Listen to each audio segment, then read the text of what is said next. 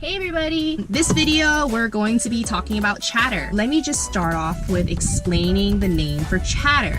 I've done some research on it, and apparently from the factory, how do you even describe it? Okay, let's have Tommy come in and explain it to you, because like obviously I don't know these like how to explain it.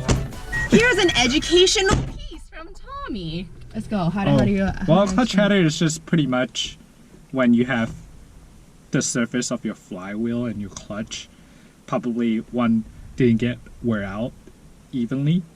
So when they engage, you have this uneven engagement. So it would kind of like that.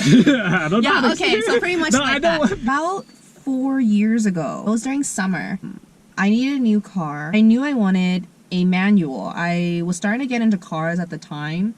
I wanted a car where I could become a better driver and learn how to drive stick, and eventually take it to track. And I came from an auto, so I had no prior experience kind of really owning a manual car.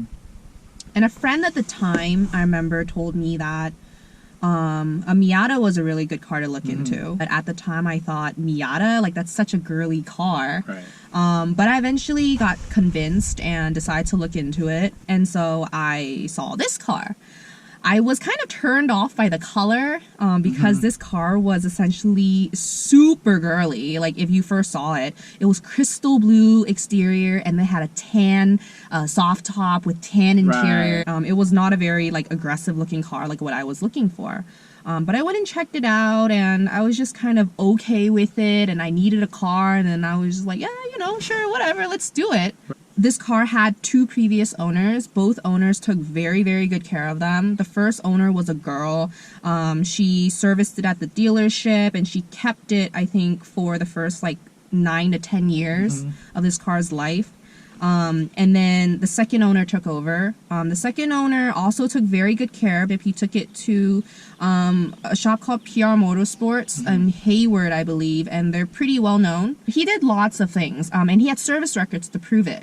I was really convinced that this car was a good car because of all those service records. To me, that's very, very important. And so I bought the car. And the funny thing was, I didn't even know how to drive stick. Right. So I had to have Tommy and the other friend drive it back for me. A month into it, I took it to track. You did, yeah. Yeah, I took it to my first track day after learning stick for a month. That's essentially how we came to today.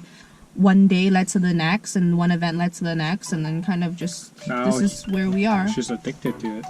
Oh, I wouldn't say I'm addicted, but it's really fun though.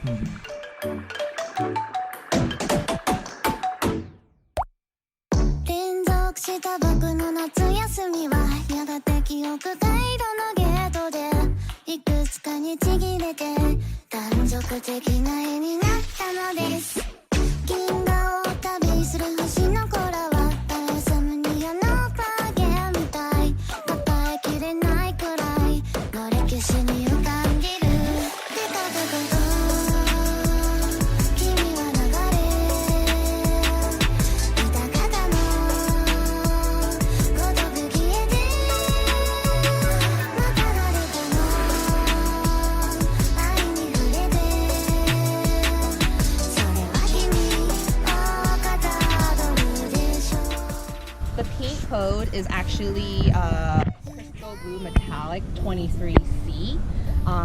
It actually comes like that from factory. The wheels, I have some T37s. These are the old school ones.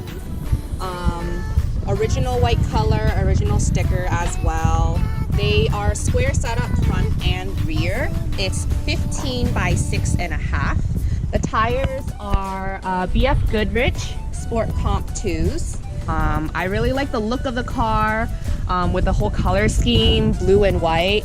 This has been sprayed over. It didn't actually come with the car. I purchased the car with the soft top. It used to be a tan soft top. Then if you take a close-up look, it actually has some really nice sparkles in the black. I also added these side skirts. They are the OEM small Tupperware kit. So same thing with the rear guards. Bottom new online, also OEM. As far as suspension goes, they're advertised as kind of like a dual duty type of suspension, so track and street combo. I've been tracking it for the last 4 years or so, and it feels just fine to me. It is on the softer side though, even though it's 9 and 7K. What came with the car when I purchased it is the Racing Beat axle back.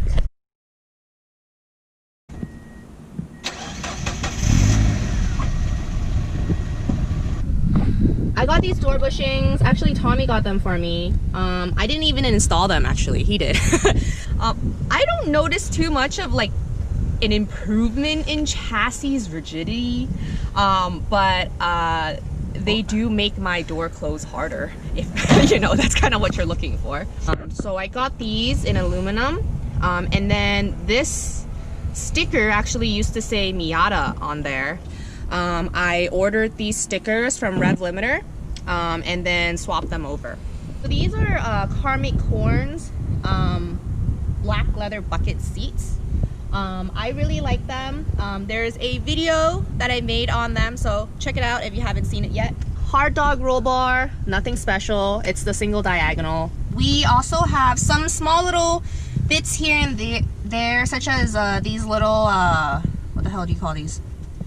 Shift boot.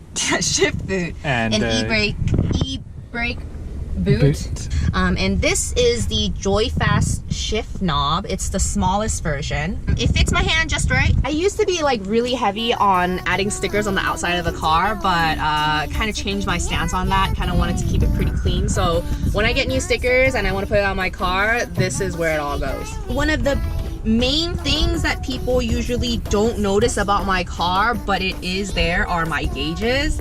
And when they do see it, usually it comes as a big surprise to them. I had these custom made and designed by Adam from Rev Limiter. They're the Nancat gauges. Really funny story about them. I took this car to its smog check, and I didn't take out the cluster. And replaced it with the OEM ones, and they actually failed me on smog, and I asked them why, and they said, well, you don't have a check engine light. And I said, what do you mean? The Oh No Pop-Tart is a check engine light. And they said, no, we have to see your OEM one. So the first time that I had an overheating issue at Button Willow, I switched out my OEM plastic radiator that I had into a Koyo Rad. What I ended up doing was actually doing a coolant reroute with the 949 QMax kit. And so you can see I had some DIY hose set up here, and that kind of leads to the coolant reroute housing in the back. Over the years, the OEM piece just kind of disintegrated. And so I just took the opportunity to upgrade. And so I went to LRB, and they had the 3-piece under panel kit. I only purchased the front piece. I didn't really need the rear.